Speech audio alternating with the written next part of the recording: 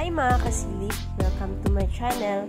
In today's video, I will show you how to input manually the coordinates of the mother lot using eSurvey. Alright, let's begin. First, click the File tab, then Create New.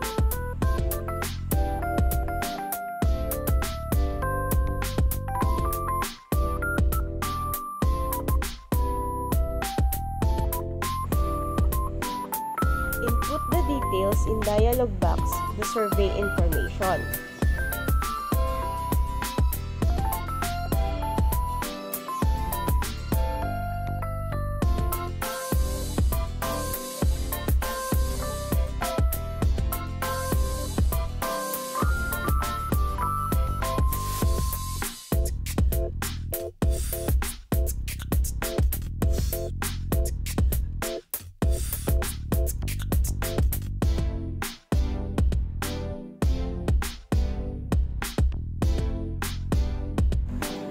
After you input the survey information, click the plus sign and start inputting the coordinates of the lot.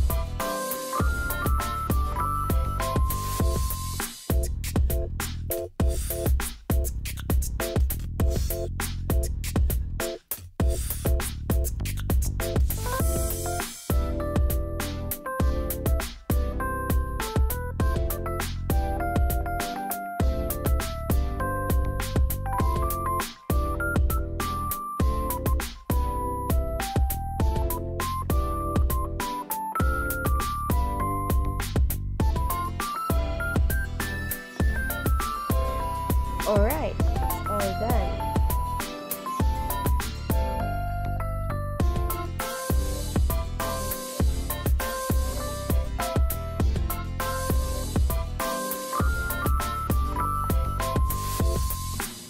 Thank you for watching.